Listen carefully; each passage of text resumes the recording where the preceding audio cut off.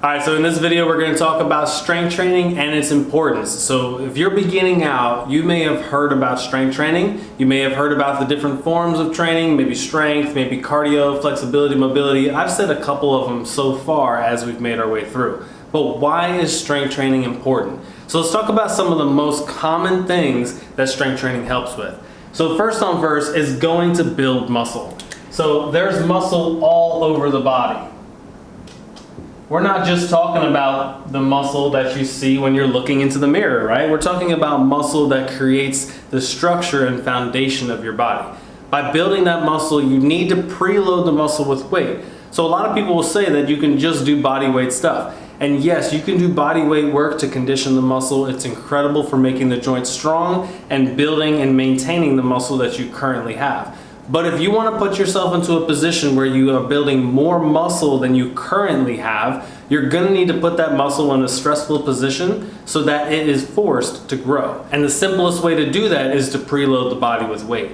When you preload the body with weight, not only are you going to build muscle, but you're also going to build bone. So bone strength is also very important as we age, right? We want to make sure that if we do fall, if we do bump into something, if we're in an unfortunate car accident, we have the ability to protect ourselves because we've built our bones to make them stronger, and we also have a really strong frame of muscle to cushion the body. Something else that strength training is going to do is it's going to help improve your posture. So many of us sit at computers, so many of us sit at the desk, so many of us drive to work and drive home. We're spending so much time in a rounded position with our head shooting forward. So one thing that a very well-balanced strength training program will do is it's going to help recognize the imbalances. If you're sitting at a computer all day, we know that we need to open up and stretch the muscles of the front of the body. And another way to do that is to also build the muscles of the back of the body so they can pull you back into position. Better posture is one of the most important things when it comes to making a first impression. So if you're out there as a business owner, or if you're a high-level employee, or even if you're just getting into the industry, walking around with proper posture is going to show confidence. And we want that confidence to be able to help, not only when it comes to knowing what you're doing, but also being comfortable in the current space that you're in.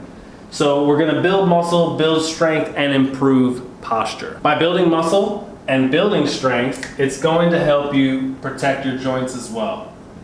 So I like to think of protection as another huge part of strength training. The joints, of course, are a huge part of this.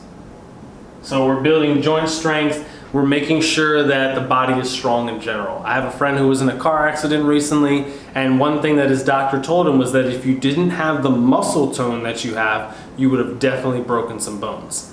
Now, who knows, of course, what would have happened in that situation, but talk about being confident that if I get into a stressful situation, at least I did my part in making sure that my muscle can protect the body as much as it can. So how do we do this? How do I teach you strength training? I'm going to teach you strength training in 3 different ways. First, I want to help build your muscles in an endurance fashion. So the very first one, endurance. We're going to teach you endurance. Then when it comes to actually building the strength and size of a muscle, I'm going to teach you something called hypertrophy. And then when it comes to the explosiveness and reactiveness of a muscle, I'm going to teach you power. So let's say, for example, we're talking about a simple squat. In an endurance squat, it may be something where we're doing lightweight, body weight squat, maybe anywhere from 25, 30, 50 to 100 times. As you can imagine, conditioning yourself to that is going to build the endurance in the muscle, which is also going to build the endurance in the joints. Now, hypertrophy. Hypertrophy is more about stressing a muscle to the point where it is forced to grow and become stronger in order to perform more efficiently. So that means instead of doing 100 squats at body weight, I'm actually going to put some weight on you, and then because it's more weight, you're going to have to do less repetitions. So we may go from a 25, 30, 50 count on repetitions down to just 10 to 12, maybe even 15. But of course we want to make sure that those 12 or 15 repetitions is a challenge for the muscle. So we're gonna have to preload the body with some type of weight. In a squat situation, as the example, I may have you hold a dumbbell in the front of the body. Or if you can think about classic squats where you have the bar on your back. There's also certain machines that can help you too, but in the beginning here, I want to make sure that everything that we're doing is making you stabilize yourself. So majority of our exercises, especially as you go through your onboarding week, is dealing with your body in space. So you're actually having to balance yourself as much as you can. I just recommend not to do the machines in the beginning. Next is going to be power. I want to take almost the same amount of weight of something in endurance, so like body weight style or very low weight, but instead of doing it 100 some times, I want you to exert the most power that you can in the shortest amount of time. Now this doesn't mean that we're sacrificing form, so that's why you have to go through this other stuff first to make sure that you're doing things safely. But think about a body weight squat in a power form. How could you do that? Well, it could be jump squats, right? It could be responding, catching a ball, jumping to the side 90 degrees, jumping back and passing it back. There are a number of different ways, but what we're doing is taking away that weight, but putting you into 100% exertion.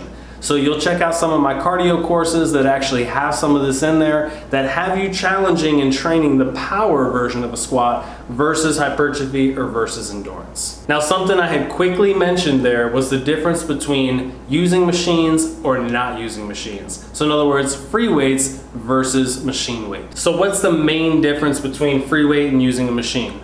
The absolute main difference here is stabilization.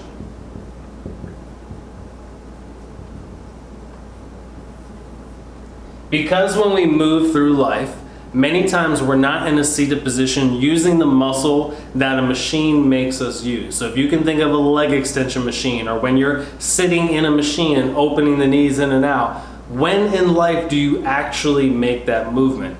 It's very rare. So in the beginning here, what I want you to do is learn how to build your muscle in ways that force you to stabilize the way you would naturally have to do it out in the world. That's where free weights come in very handy. Now, once you've gotten past a certain point, then you absolutely can use some of the machines to be able to supplement in some additional challenging work for muscles that need that growth. However, again, in the beginning, it's all about making sure that your entire system is working together. So we're talking a whole holistic system. So that means I need to build the small little muscles that stabilize the joints as well as the larger muscles too. But here in this program, we focus on the small muscles first. So we're gonna focus on free weight work mainly because it's gonna help us with the small stabilizers. I would much rather make sure that your joints are strong and stable before we go into heavier compound lifts than do it the opposite way around. Too many times I see people get into the industry and buy elbow sleeves, wrist wraps, knee sleeves, a belt before even developing the muscle that's supposed to do the job of those apparel in the first place. So if you think about it, your belt, if you wear a weight belt when it comes to doing your deadlifts and squats and such like that, most likely in the beginning, you're not lifting, or you shouldn't be lifting, a weight that forces you to have to rely on a belt or knee sleeves. You have muscle underneath of that belt. It's called your transverse abdominis. It's one of the strongest core muscles, and its job is to make sure that your body is stable when you're doing a hinge or a squat or a lift of any type of sort. If you put a belt on, you're going to tell your body that I don't need this transverse abdominis to actually be strong because I'm going to rely on a belt. That's only going to help you when you're in the gym. But what if you're at the grocery store putting a big rack of water underneath your shopping cart, or bringing that water up from the shopping cart into your car? You're not wearing your belt. So we need those muscles to be strong to help you in life in general, not just in the gym. So in the beginning here, we focus on building these stabilizer muscles because it's going to help you in life in general. The last thing I want is you to be some strong individual in the gym and hurt yourself doing something simple in life. When I was a sports massage therapist and I was working with a lot of bodybuilders, when it came to the winter time, now I know I'm in Florida now, there's not that much snow, but when I was up north, every time we came to the winter, I would get strong bodybuilders, people who are athletes, having horrible lower back pain, mainly because of shoveling the snow. Think about it. When you shovel, you're scooping up heavy weight and mentally probably thinking you can do more weight than you should, and then twisting to throw it off to the side. Immediately doing an action that you don't train for, so it's going to cause pain and problems. So, in the beginning here, let's make sure that the muscles are strong where they need to be strong. They're also flexible and mobile where they need to be as well. So then lastly, I want to talk about how I build my strength training programs to make sure that we're creating a very balanced body and we're hitting everything equally. These are called the 7 primary movements. So what are they? You have push, pull, bend, squat, lunge, twist, and gait. So of course you can imagine pushing something away from yourself or pushing something off of the body. You may even be able to imagine pulling yourself onto something or pulling something up from the ground. When it comes to bend, also known as hinge, so in the workout world, of course, you've got your deadlifts where you hinge, you've got your RDLs, anything like that. But again, having to pick something up off the ground is going to force you to have to bend over. Squatting, lunging, twisting the body, which is that example I used with those bodybuilders or people, anybody in general who has to shovel snow and move it off of the driveway, as well as gait. So what is gait? Gait is just referring to the pattern how you walk. If you've ever been to one of those running stores where they're measuring out your feet and measuring your walking to make sure that the shoe's going to work for you, they're studying your gait. So what I like to do is to make sure that all the muscles of the hips as well as the legs are balanced so that when you're walking stable. You're not walking where one foot is laterally rotated out to the side, because that is going to transition into your exercises as well. So if we make sure that your functional training is balanced, it's going to also trickle into the rest of your life, even when it comes to just walking around the neighborhood. So to start out your training program, as you make your way through my onboarding workouts, you're going to get a push workout. Now the push workout itself is going to focus on the muscles of your chest, the muscles of your arms focusing on your triceps, and the front of your shoulders. Then we have your pull workout. So a pull workout, if you think about if you're pulling anything towards you, the main 3 muscle groups that you're going to be using are going to be your back muscles or your lats. The opposite of the tricep here is going to be the biceps. And then of course we have the back of the shoulder. That's those posterior deltoids, and of course the front of the shoulder is the anterior deltoids. So just by doing these 2 upper body workouts, we hit your chest, we hit your lats, we hit your triceps, biceps, and the front and back of your shoulders. Now, of course, there are other muscles when it comes to your upper body, but right now I'm not trying to throw a ton of different stuff on you. I just want you to understand the basics. Remember, we're trying to build the foundation right now. How do you build a skyscraper? You have to make sure that the basement and the first couple floors are strong to be able to hold the tower up. I don't want you going too far advanced in the beginning, because remember, we want to avoid injuries this entire process. So check out why we do that. So then next is going to be the lower body. I like to split up the lower body into 2 different workouts. So when it comes to your squats and lunges, there are different ways to do squats and different ways to do lunges to target different muscles. So when it comes to your lower body, I'm going to give you a workout that is quadricep focused and a workout that is hamstring focused. So in other words, when it comes to the lower body, these are the muscles in the front, and these are the muscles in the back.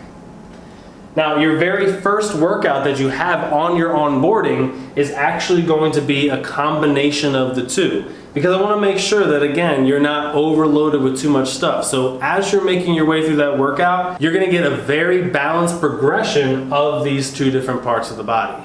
Now, as you progress into more workouts and get more and more advanced, the workouts will change. So as you look at my 6-month and even my full year program, I'm going to make sure that it's very, very well split, so that certain weeks you're working the anterior side of the body or the front of the body, and then other weeks you're working the posterior side of the body.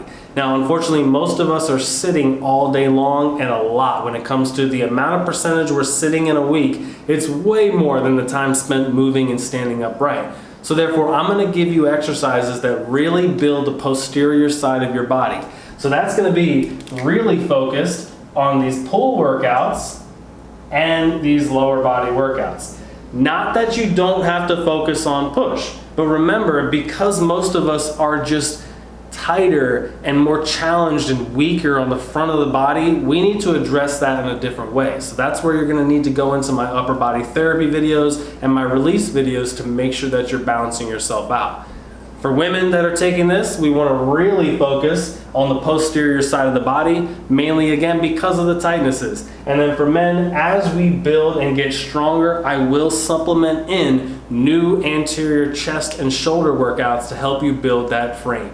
We all want to get that nice strong chest and shoulders with that narrow waist because you may be looking to build the aesthetic, but in general, just how it looks is not everything. I want to make sure that your body functions properly, also looks good, but more importantly, protects the joints and eliminates any type of pain that you may be receiving because of your daily habits already. So there you have it, our intro to strength training. Of course, as you make your way through the strength training workouts here, you're gonna see my onboarding workouts. You've got 3 major workouts for strength. You also have 3 workouts for core and 3 workouts for flexibility.